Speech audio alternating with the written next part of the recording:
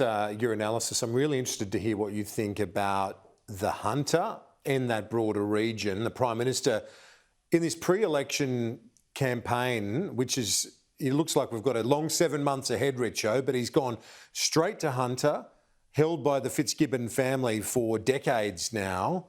What's your sense of the political landscape there? Is the Prime Minister right to be optimistic about potentially winning a couple of those seats?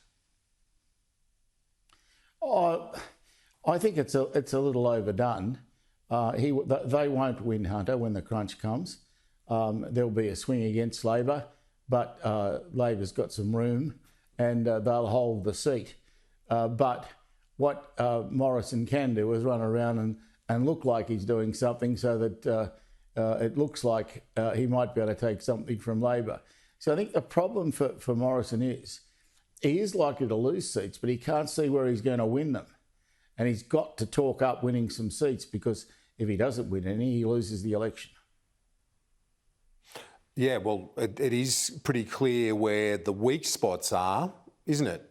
And they're not your traditional weak spots for the coalition, i.e. WA. Yeah, well, WA often decides elections. That's the problem. It's very late at night. You've got to stay up till 2 o'clock to find out what the result is. But I think we are going to be looking at the West this time. I think Labor has a real opportunity of winning some seats there. And so, unfortunately, it's a gunner. We're always going to win seats there and don't. But this time I've got a little bit of optimism that we might get over the line in 1 or 2. And it's such an interesting scenario, this election, because we've got WA not as part of this general shift on the eastern seaboard towards reopening. In fact, it's going to be delayed closer and closer to the election. And Emperor McGowan, I mean, his approval rating remains stratospheric. Oh, well, they love the lockdown in Western Australia. The rest of us get pretty annoyed with it, but they love it in Western Australia. They loved it in Queensland. Palaszczuk's ratings went up as well. So the rest of the country bags those two for doing what they've done, but not the people in their state. They don't want disease coming over the border with anyone. So they're very happy with the role their premiers have played.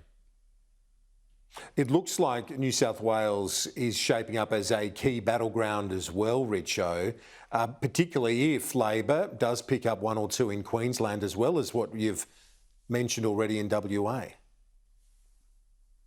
Yeah, I think New South Wales actually is where Labor can pick up, I wouldn't say a swag of seats, but they can pick up 3 or 4 seats here. I have no doubt about that. It's just going to be a case of seeing what happens on the day. I'm of the view that Labor's going to win the next election, not because I'm a Labor person.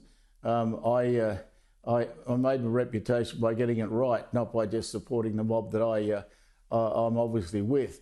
So I think Labor's got a real chance of winning the next election. I expect them to win, and in doing so, I expect them to win a few seats in New South Wales.